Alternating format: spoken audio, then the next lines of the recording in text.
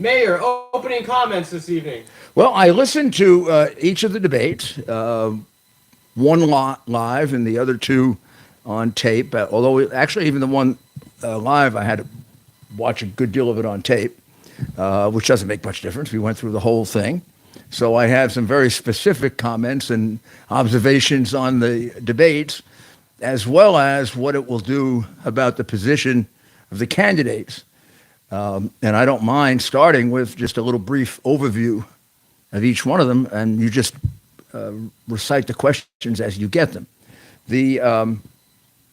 Without any special order, because I think they're all important. As far as control of the Senate, I would say Pennsylvania is the most important, and of course the other two we're going to discuss will be gubernatorial elections. The control of the Senate, I do believe, will turn very, very much on how Pennsylvania turns out, because that's a take. If nothing else changes, if the Democrats pick up no seats from the Republicans, and the Republicans pick up no other seats from the Democrats, well, that leaves them at 50-50, right? So if the Republicans pick up one seat, then it's a 51-49 Senate, and Harris, although, Biden may think she's the president, she's actually the vice president and the president of the Senate, and therefore she's the presiding vote. So let's go to the Fetterman Oz debate first. Probably the most anticipated of all of them, because Fetterman did everything that he could to avoid this debate. And as you might notice, I mean, Democrats have been avoiding debates all over the country. It's kind of a almost, I think, a plan. I mean, you look at it, Arizona, the gubernatorial candidate will not debate with Carrie Lake. She won't be on the same stage with her, which is really childish and absurd and an immature reason. But I mean, I think they believe that their Democrat electorate will accept any reason they give. Fetterman did everything he could to avoid a debate, and then finally Oz agreed to everything that they asked for, including this special software and computer that, not that I understand it completely, but that translates the words into language he can understand, and then translates it back, and then he can answer the question, because if you had just a regular conversation with him, he wouldn't understand you. So I don't know if that worked well or not, but I mean, the short answer to the debate is Fetterman was a disaster. Several people, most of them Republicans, but including Democrats, said that it was probably the worst debate performance they've ever seen by any candidate ever. It certainly indicated that, from what you could see from that debate, he seems to be cognitively impaired. It seems to be significant, and it's maybe something that he can overcome with rehabilitation. But it would seem to me that a man who's had a stroke with this kind of damage certainly shouldn't be put in a pressured position. If you want to pick out a pressured position, Washington, and being a deciding vote in the Senate. So somebody's not thinking about his health. Somebody's thinking about their ambition rather than his health, because I don't know that we even need medical records, which he's hiding and covering up, which has to tell you also has to tell you something. If those medical records were going to clear him, he'd put them right out. Mayor, let's dive into that. Last night's debate in the Pennsylvania Senate race. What kind of were your takeaways? There was obviously a glaring issue, but what did you take away from that debate? The Democrat candidate is a very sick man. It looks like he has not made any kind of much of recovery from his stroke. Is that fair game? Because some of the media, right, don't want us talking about it. Is it fair game to discuss Mr. Fetterman's health condition? Well, since being a senator, some of the critical skills are to be able to speak, to be able to analyze, to be able to debate, so that you can further the position of your state or of the United States. It would seem to me this is like saying, if someone were, God forbid, blind, could they be a baseball player? Sure, disabilities are critical depending on the skill that's being asked for. God forbid someone with a broken leg, is not going to be able to be a marathon runner. If the disability is they can't walk, but they have completely intact cognitive abilities, of course they can be in the Senate. But I mean, it's kind of stupid to say that if you need a machine in order to understand what's going on, you're qualified to be in the Senate. And of course, we saw that the machine didn't help very much. I mean, he began the debate right from the very beginning with absurd words. He began it with, "Hi, everybody, good night." It almost seemed like he doesn't know the difference between the beginning and the end of the debate. Now, we don't know the full nature of the cognitive damage. We do know, listening to him, there were so many of these things that happen, like "hi, good night," that it's impossible to really summarize them. Almost every half minute, he was making a significant, embarrassing error, indicating he had a very hard time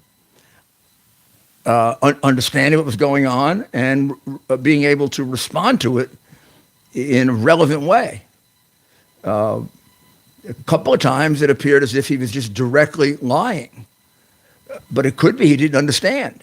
He was because he was asked to reconcile his prior position, which was very, very emotionally and very strongly against fracking, with direct quotations of just 2 years ago. Basically, I'd only support fracking. Fracking happens over my dead body. How dangerous it was, how terrible it was, how awful it was, and all of a sudden he now says he's a supporter of fracking. Well, okay, he changed his position. Every candidate has one of those, or two of those, or three of those, and then gives you some kind of explanation, which you either buy or you don't buy. I mean, you either say, "Oh yeah, that seems like a legitimate reason," or "That seems like he's just lying." He never offered his reason. Right? It was as if he blanked out. There's one long the reporter twice confronted him with the two different statements within 2 years of each other. She actually quoted them and had them up on the screen. One case, shorten it a bit, "I am dead set against fracking and will always be." The other, "I'm a very strong supporter of fracking." And she wanted him to explain how he went from one position to the other. All he did is repeat a somewhat inarticulate, certainly strangely constructed sentence, saying, just repeating rigidly, "I support fracking," with no acknowledgement that 2 years earlier he didn't, or no attempt to explain it. Now, it could be that's his way of evading it. Candidates do that. This was a bit of a too direct a contradiction to evade completely, but he did. That you could say he did that. It also could be he didn't understand it, and maybe he does have an explanation for why he changed his position. An explanation he's willing to give, at least. I mean, sure. One of the reasons he might have changed his position is being against fracking in Pennsylvania is a disaster, particularly with the economy being the way it is, because it's one of the ways in which Pennsylvanians get jobs and work. But he has been, like Bernie Sanders, who was his hero, he's been like one of the most vocal critics of of fracking in the United States. So this was a dramatic change. He avoided it completely. Did he avoid it? Did he not understand it? We don't know the answer to that. There's several other positions very, very similar to that, where there are very dramatic statements one way, and now he's saying something different. And in no situation was he able to give any kind of explanation for these very dramatic change in position, even to add, even to try to soften them somewhat, or to add some kind of something that would be acceptable. He pretended as if the prior statement didn't exist, which made him look like a liar. And that persisted throughout the debate. He would interrupt Dr. Oz at strange times. During his closing. Well, yeah, and shouting things out. I mean, kind of like the behavior you see with, a bad child in a kindergarten. There was something about him that does seem to be immature, even. Now, his positions before he ran were what I would describe, not scientifically, but sort of in the vernacular, as pretty darn wacky. So, even if he is cognitively impaired, he wasn't doing too well when he was cognitively whole. These are the positions that he had, which he offered no explanation for. He didn't deny them. He was he's in favor of letting people out with no bail, which puts, and they have a DA in Philadelphia who's a complete menace. He's taken Philadelphia and turned it into the per capita worst murder city in America. Under this DA Krasner, elected with the support of Fetterman, with the support of the candidate for governor, Shapiro, he took over, I think, back in 2016 or so, with the help of Soros and millions, and quickly the police department wanted him gone. He turns down anywhere from 40 to 60% of their cases. Immediately, the property rate, crime rate in Philadelphia went through the roof. It became the worst in the country from being actually pretty good. The police department at various times almost went on strike not to work with him, and they don't. I don't really know what the working relationship is, but it's pretty terrible. And finally, when this election came up, the Democratic committee wouldn't endorse him. Now, this is a crooked group of Democrats. They didn't endorse him because he's dangerous to them. The criminals he lets out on the street, who set a record for murder last year and are on their way to doing it this year, kill Democrats and Republicans. Just because you're a crooked politician, they know that. They're going to bang you over the head, or in the case of New York City, throw you on the subway. So they were afraid of him. Now, so you ask me, how did he get elected? He got elected because Soros and people like Shapiro, who's running for governor, who's, left of Mao Zedong, and Fetterman, who's equally left, supported him. So, they're directly into law enforcement positions that have the police in Pennsylvania really confounded. They also were strong supporters of Black Lives Matter. I'm talking about Shapiro and Fetterman. And Black Lives Matter is dedicated to the murder of police officers. You say, how? How do I prove that? It's pretty darn simple. They prove it themselves. At every rally, they urge people, pigs in a blanket, fry them like bacon. Interpret it as kill police officers. And since they started that, the last 2 years, we've had record levels of attacks on police officers. They are a Marxist group run by communists. They acknowledge that. Don't have to prove that. Patrice Kahl's very proudly tells you she's a trained Marxist and dedicated Marxist, which means she wants to do away with the nuclear family. She is behind a lot of this take over the child so that your child's gender can be changed and you don't find out. That's a Marxist position. They want to take parents out of the equation. They almost want the state to be... The second premise of the Black Lives Matter movement until 6 months ago, they took it out 6 months ago because, it was bad for collecting the millions that they have collected and stolen, was to do away with what they call the nuclear family. They don't like families with mothers and fathers. They prefer families with just mothers because fathers get in the way. They don't want mothers either, except for birth. They try to get the child out of the hands of the mother by by 2 years old. So the child, now this is where it becomes communist. So the child can be educated by the state. So we're about there now because we've got the teachers union that basically wants to throw the parents out of decision making, decide the agenda with the parents having nothing to do with it, teaching critical race theory, teaching ridiculously false and anti-American versions of history, and then worse than anything else, encouraging the children to doubt their gender, and then even go forward with mutilation of their body without the consent of their parents. This is beyond imagining, but everything I just told you is absolutely correct. Fetterman, before he had a stroke, favored all this crazy stuff. He hasn't said anything now since the stroke that suggests he's changed as a result of it. He was asked a question about the time that he took a gun and unjustifiably put it up to the chest of a black man who he wrongly thought was engaged in some kind of crime, which created a big scandal when he was mayor. And he gave an answer that I mean, somebody would have to interpret it for me. I don't know. The answer was, the people of the town didn't mind. That was the answer. When he was asked what he's going to do about inflation, his answer was more. More what? More. It was more. It was just the word M-O-R-E. More. It's almost as though they're not even trying anymore. No. The debate should have been canceled and declared a technical knockout. It was brutal.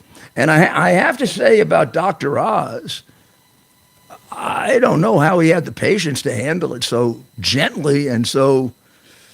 It was very, very easy in that debate, because he told a lot of lies. I mean, with all that, he was quite nasty. He was attacking Dr. Oz and accusing him of all kinds of things. I mean, accused him of being, some kind of profligate rich man, when in fact, this guy hasn't worked a day in his life. The only jobs he's had are the 2 jobs in government, which are only a couple of years, and he's notoriously absent and lazy. He lives with his parents. Just got married.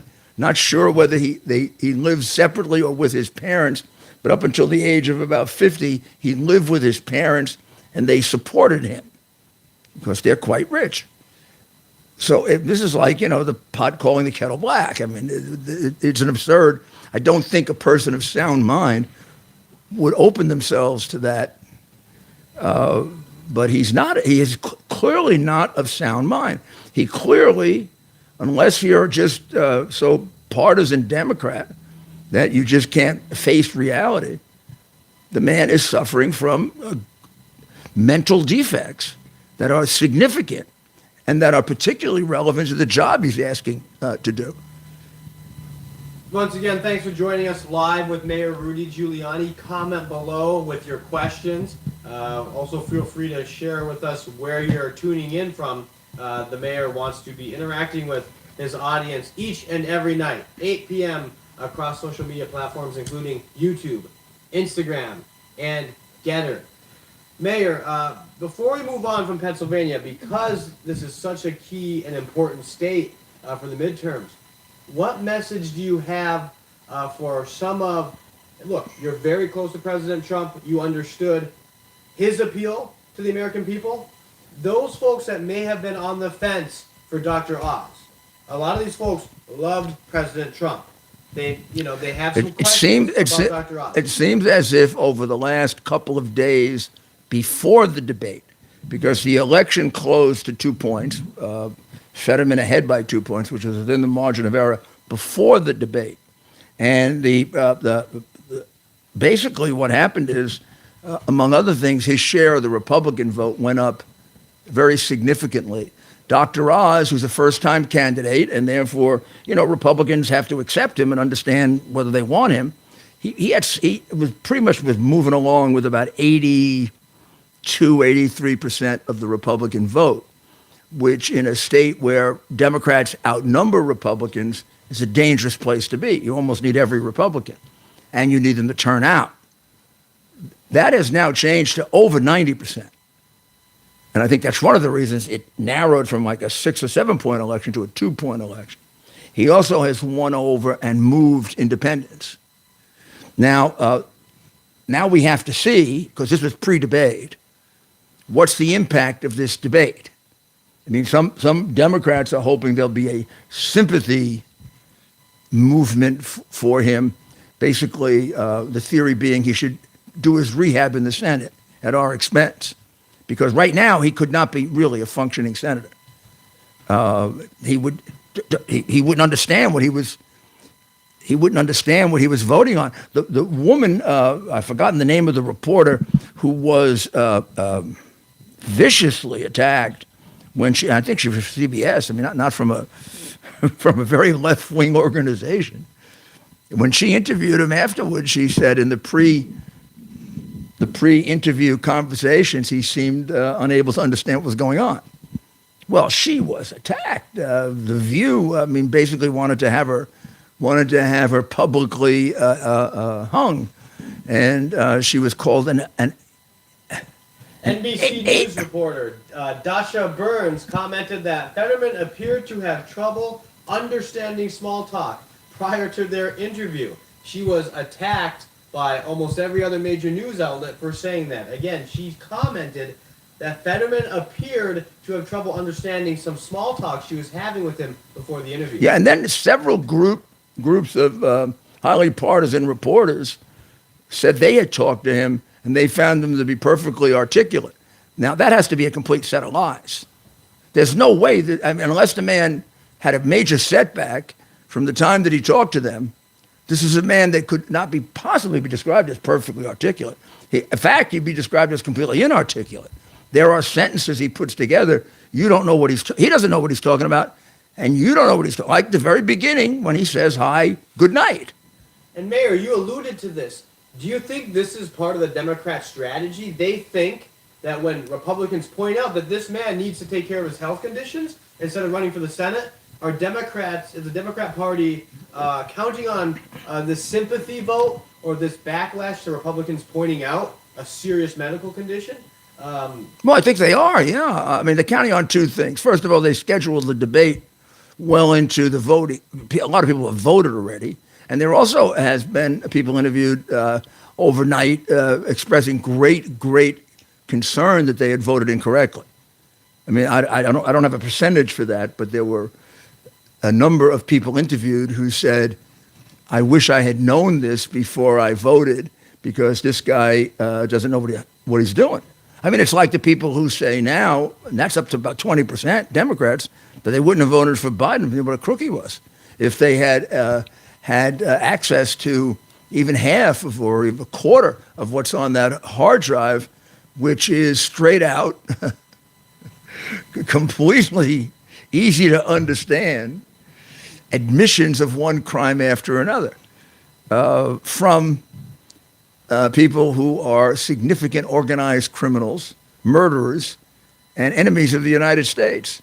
The mayor of Moscow's wife, the oligarch in Ukraine who's a member of Ukrainian Russian organized crime, who paid the Bidens over $10 million, or the spy master of China, who had a contract to pay them $10 million a year. China altogether, you can't prove from the hard drive, paid him a minimum of $31 million over a 6-year period, including some of it while he was vice president.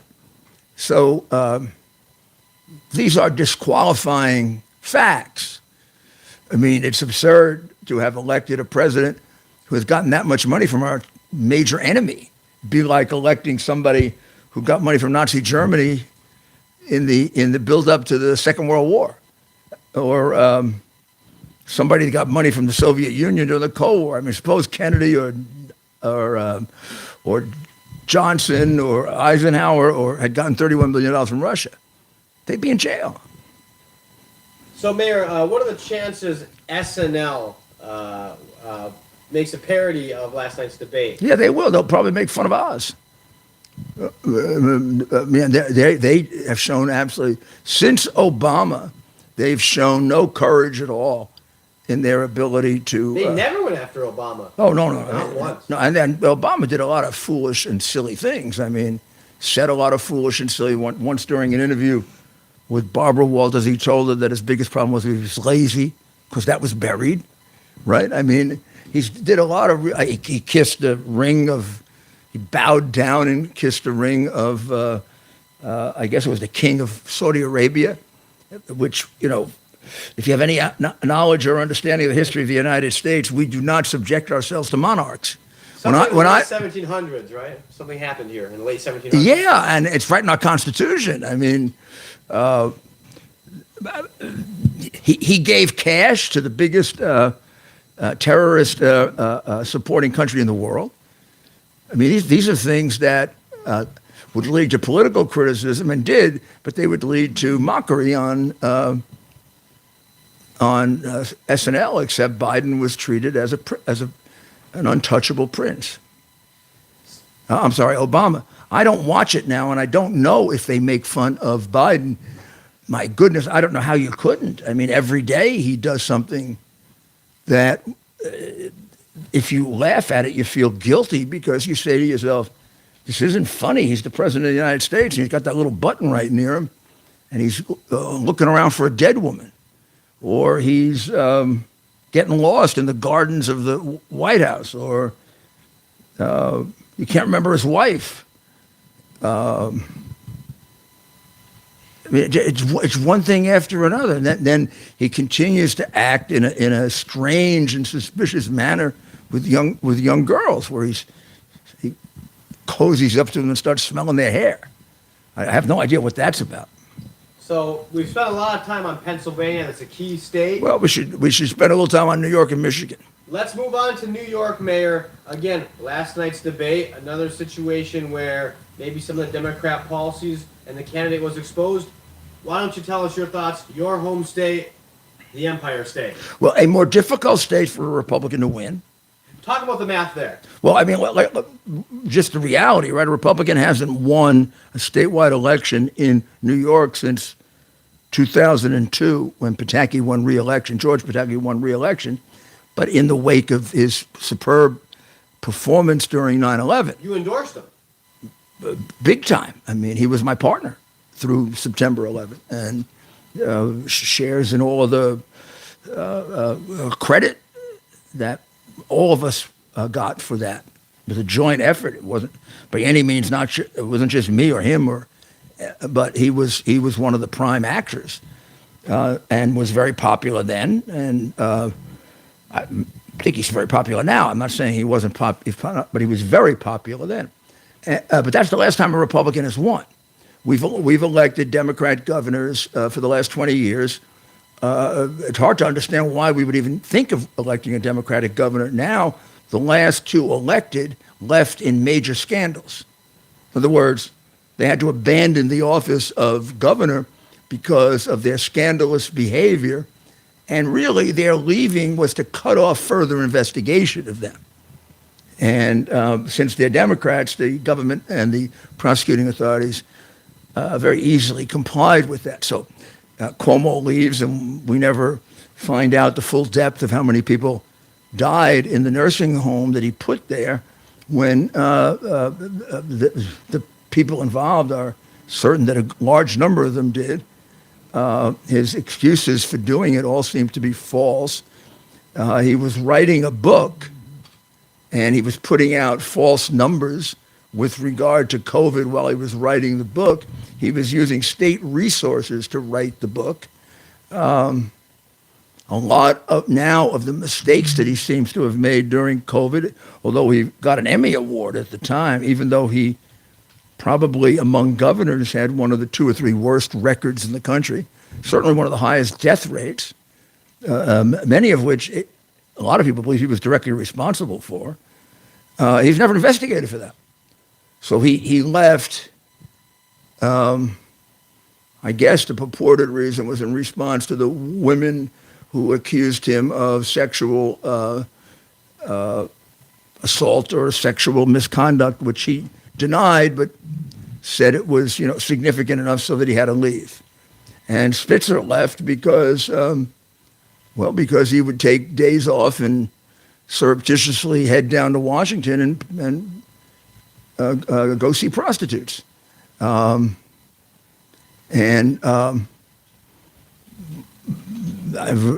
was put under investigation because he thought he was involved in money laundering in the way he was getting the money to the prostitutes so that he could hide, hide that it was going to prostitutes. So that's what the Democrat Party has given us with 20 years of involvement with them. The governors accomplished nothing except they took a state that Pataki had in pretty darn good shape. They doubled the budget. Well, all I have to tell you is that New York has a budget that's more than 2 times Florida, and we have 2 million less people. So Florida's about 100 billion. New York is 220 billion. And an extra 6 billion of that was added by this Hochul person because that's what she had to put in to buy the votes to build the Bills a stadium, although the Bills are owned by a billionaire who could build it himself, but she's building it. But that's not the worst fact. Well, one of the worst facts is it's probably costing 2 to 3 times more than it should because of the deals that she made with the unions, so she should get their support. But finally, her husband is one of the owners of the major concession company. And one of the things that happens when you build new and modern stadiums is they build it in a way so that the concessions become even more valuable. They're pretty valuable right now. So, just to make it simple, her husband is going to make millions of dollars off this deal. And the compliant New York press does very little with that. She's also taken $300 million from a vendor in campaign contributions and awarded them a contract for well over $600 million, where they are charging the state of New York 3 times what the state of California pays for COVID tests. 3 times. And those are just 2 of the 4 or 5 bribery schemes that have been, and she said last night during the debate, there is no quid pro quo. There is no quid pro quo unless you think we're stupid. So can you talk, for our many viewers who are tuning in from outside the state of New York or this region of the country, can you, in a minute or less, kind of describe Albany? The Albany is The state capital of New York, Albany. it has for many years been very crooked. Both the prior speaker and majority leader, one a Democrat, one a Republican, went to jail recently. I said 2 governors had to resign in disgrace, with lots of other things kind of hanging there other than the things they resigned over. It's probably one of the more corrupt state capitals in the country. And the city of New York has become significantly corrupt since de Blasio and Adams took over, and it's run by the Democrat machine, which is like the other Democrat machines in places like Philadelphia and Detroit and Chicago. And when Democrats are in control for 20 years, or in the case of Chicago, 50 years, they become corrupt totally. Okay, and before we move on now, we want to do a couple quick shout-outs, Mayor. The mayor loves to hear where people are listening or tuning in from. So let's start internationally. We have Mo checking in from Slovenia. Oh, really? Well, hello. Thank you for joining us, and I hope you're learning something about the current situation in New York politics. Before we conclude, we'll do more of an overview so you get a sense of what's going to happen with the division of power in the country. Are we going to have a Democratic Congress, a Republican Congress, or a split Congress? And is there going to be, or isn't there going to be, a check and balance on President Biden, rather? We have Goa. Again, some of these are nicknames. They're YouTube channel names. Goa is tuning in from Chile, the country of Chile. Uh-huh. Tasmana is the name of a person, and he or she is tuning in from Tasmania, which I believe is Australia. Wow. Edmonton, Alberta. I'm very impressed. Fat Vinny is tuning in from Edmonton, Alberta. We'll do a couple more before we get back. Vinny is a very popular name in Brooklyn, Vinny. Shopper Girl is tuning in from Ohio. Brandon is in Shopper Georgia. Girl is a very popular name in Manhattan. Shopper Girl.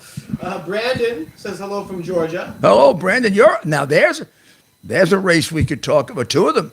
But particularly the Herschel Walker Reverend Warnock race, in which they're beating up Herschel Walker for allegations which he denies the way Biden denied it. But Biden's denial is enough to accept, but Walker's isn't. But what they forget to mention is that Warnock ran his wife over. That's right. And so maybe what they should really concentrate on is who's going to help Georgia, who's going to help the United States. And I mean, Warnock is a 100% clone of Biden, except to his left, which, if that's possible, he is an architect of all of the inflationary measures that Biden passed that created the inflation that we have, all created by. I mean, I don't know why anybody has any doubt about this. Excessive spending causes inflation.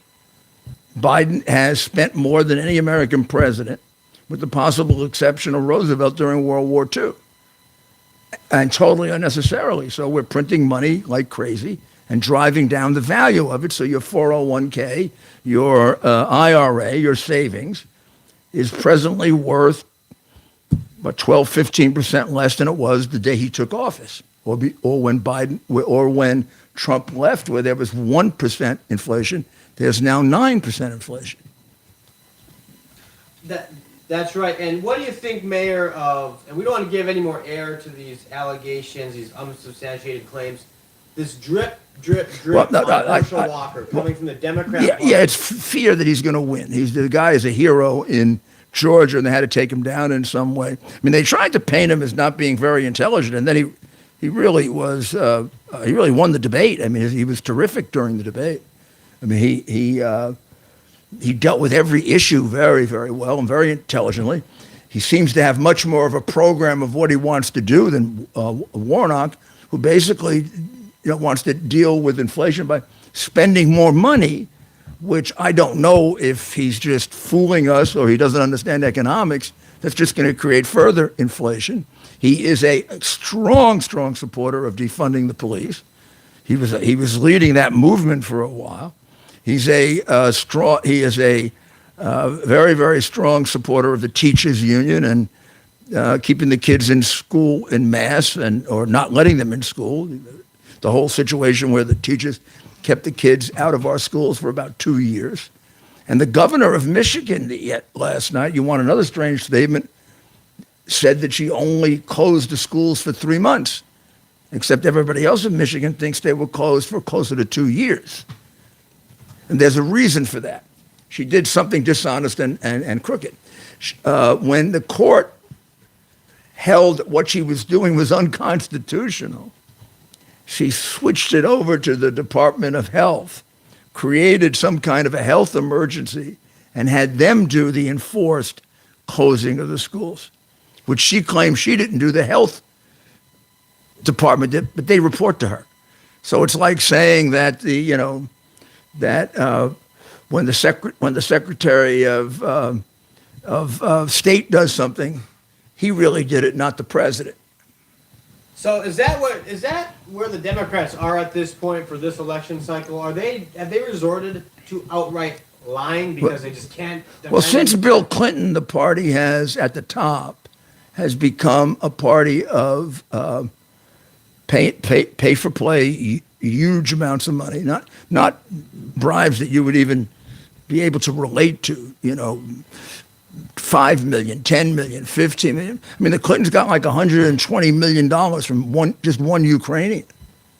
So the Clintons sort of went from little tiny trailer trash crooks in Arkansas, where they were taking whatever they could put their hands on, to major international crooks. I mean, the whole Clinton Foundation was Clinton Global Initiative? yeah, What was I mean, that? nobody knows what they spent the money on. The people of Haiti hate them because they took all that money for Haiti and they gave it to their friends. I've heard from people. In Heard Haiti. from I'll take you in the cabs in New York where we have a lot of Haitian. We got a lot of Haitian drivers. Every single one of them will tell you what crooks the Clintons are. They are not Clinton supporters. So a couple more quick shout outs. We have so many people chiming in. JC in Medville, Pennsylvania. Molly Don, who helps us moderate the comment section. Hello, Molly. She's tuning in from Minnesota. Well, thank you, Molly. Krista in Portland, Oregon. The race for governor in Minnesota is a 1-point race. Wow. Well, you know, I mean, when you think of the crime in Minneapolis, people don't think of Minneapolis as a crime-ridden city. It's quite possible that the per capita crime rate in Minneapolis is greater than New York. Probably is. I mean, people think of New York as high crime, and crime is going up, and the people of New York are very upset about the crime increases and the murders on the subways and the people being thrown on the subways. And when our incompetent governor talks about gun control, among other things, she doesn't point out that a lot of the damage now is being done by knives, bats, and just throwing people around. Even the killings are being done that way. And second, there are several prominent cases where the reason it happened is she doesn't enforce the gun laws that exist. We've got a mass killing that took place, and the guy's mental problems had been explained to the police, all who work for the state, the police, the schools, and the hospitals. Nobody did anything. Nobody does anything about people who violate the gun laws. I mean, you want the biggest case of all? Nobody's done anything about Hunter Biden. Hunter Biden bought a .38 revolver while he was addicted to cocaine. You can prove it by showing the date that he bought it, his signature on it, the merchant's willing to testify, and there are pictures of him right around that time smoking crack while driving an automobile. There are also pictures of him in his apartment smoking crack, and there are text messages from him to his sister-in-law, who was then his mistress, and in those text messages, he's talking to her about needing money for drugs. So you don't have to guess at whether he's a drug addict. He proves it to you about 8 different ways. That's a 10-year felony. There are people in jail for that. But Hunter Biden has committed, I don't know, 30 crimes, 40 crimes, major felonies, and nothing's happened to him. Meanwhile, they put Peter Navarro in leg irons, and they, for I don't even know what, and they're disputing with Steve Bannon whether a subpoena is legitimate or not from a committee it's just not a legitimate committee. It's a committee of all Democrats with no Republicans. Literally not one except Republican. renegade Republicans, not appointed or approved by the Republican majority. And subpoenas from a committee like that are invalid. Yeah, the only people with an R next to their name on that committee are using that R to maintain Yeah, they made their presence in Washington. that's their own individual decision to join the committee. It's not an act of the Republican minority, which is what is contemplated in they both have to approve a subpoena.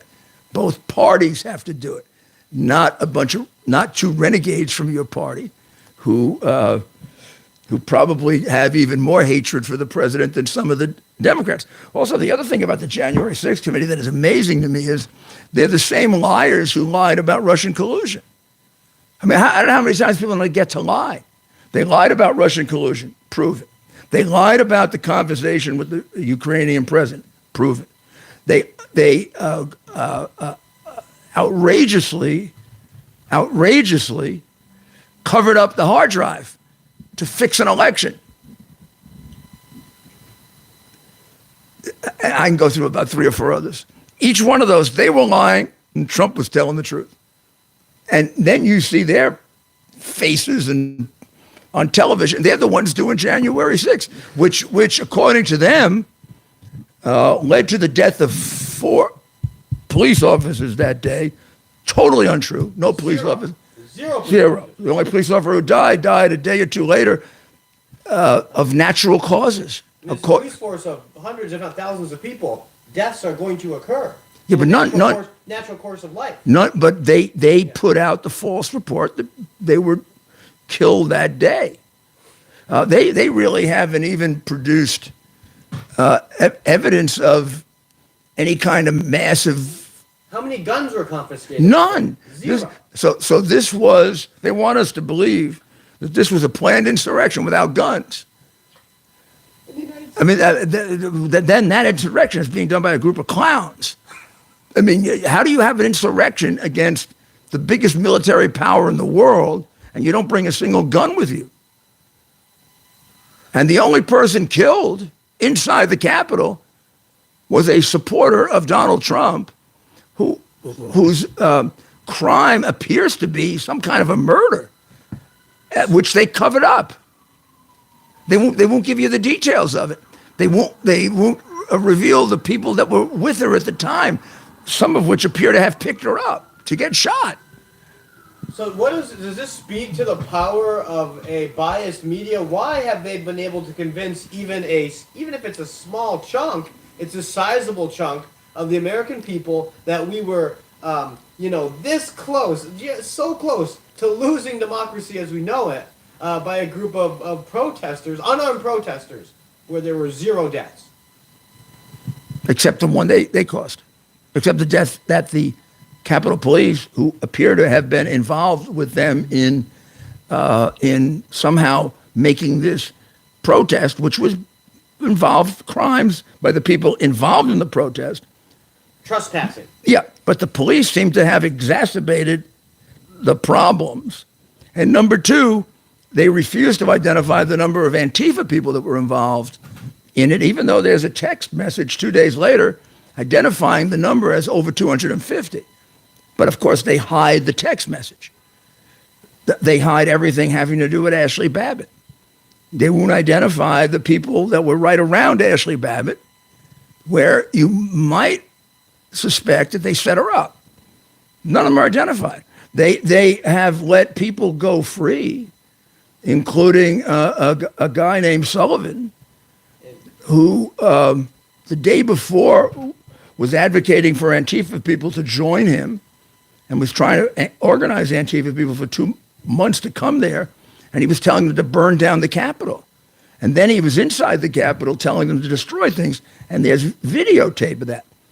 He was set free after 2 hours, while people are sitting there for 17 months who've done far less than that.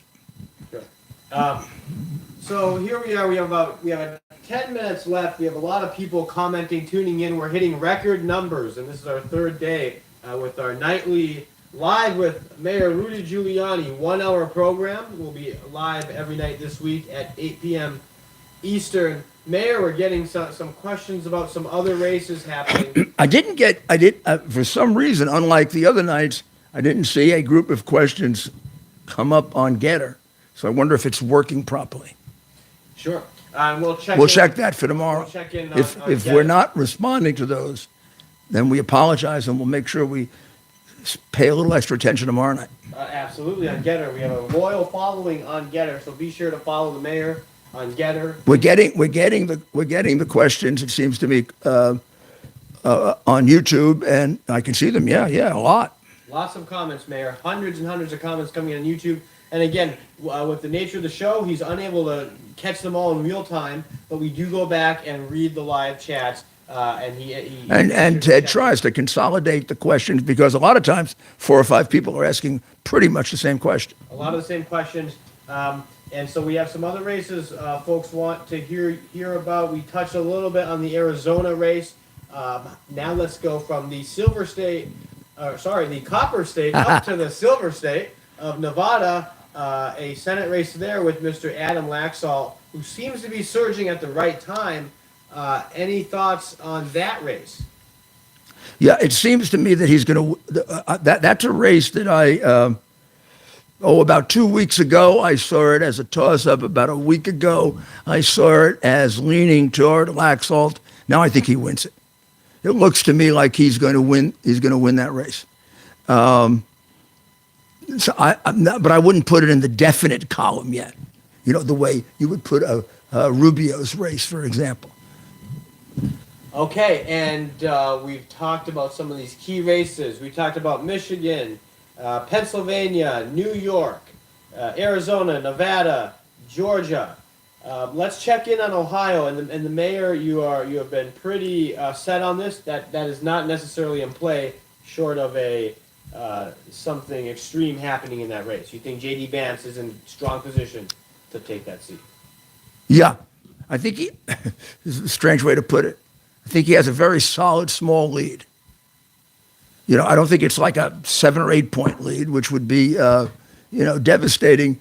But I think it's a real 2 or 3 or 4 points, because I think he's done a very, very good job of exposing the hypocrisy of his opponent, who is trying to run as a moderate but voted 100% with Biden. So you can't be a moderate having voted for the biggest inflation that's an inherently left-wing position, to spend money in wild amounts that you don't have. You can't have supported Biden's programs, which are the most, they're left-wing to the point of socialist in the history of the country. He's created a socialist economy because he's created so many people who are dependent. There are far fewer people working now and contributing to the government funds that are used to support the people not working. They're at such a level, and the percentages are at such a level, and the movement in that direction has been so great that it's just another way of describing a socialist economy. And they seem to want to go further and further in that direction. And every time an issue comes up, whether it's Biden or in any of these debates that you listen to, the Democrat candidate's answer is a government program or a government subsidy or the government paying for it. And although he's trying to pretend that he's different, his whole voting record has been excessively to the left. And I think people are tired of that. That's what Biden did to them, right? Biden was supposed to be the moderate Democrat, turns out to be to the left of Obama. Or maybe he's fulfilling the Obama mission, which is to make us a socialist communist country. And by the way, Obama and Hillary were both trained by directly or by disciples of Saul Alinsky, who was an American communist. This isn't. And if you ever want to spend the time reading Marx or Engels, or they're hitting all the guideposts. They have a whole structure of how you make a country socialist communist, and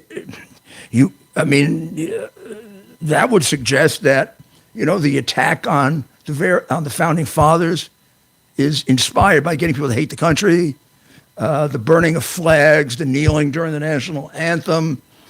Which, by the way, comes out of Black Lives Matter to some extent, which is a communist group, self-acknowledged communist group. The part of Marx's writings and Engels and the others who established communist country, the first thing you got to do is get God out. And God is an opiate of the people. It's used to suppress. God is used by their enemy, are white supremacists, right? This new term, Christian white nationalism. Yeah. So they really don't. They're really not sincere. They use God as an instrument of oppression. So we got to get God out. Parents are terrible because they teach their children to obey the law, to be moral, and basically, in order to create the kind of socialist society that you want, you have to degrade all of its values. So a socialist society, communist society, prefers as much immorality as possible, because that creates as much decadence as possible, and they can take over. So when you see the movement to take children away from their parents, which is now almost a staple of the Democrat Party because of the teachers union, that have just revealed how much money the teachers union donated. And I think the American Federation of Teachers, if that's the right name of it, donated all of its money to the Democrat Party, which is why Democrats do not support choice. They don't want parents to have any choice in education. Vouchers are like the end of the world. Charter schools in New York, they trying to do away with charter schools. They want no competition for teachers. They don't want teachers to be evaluated.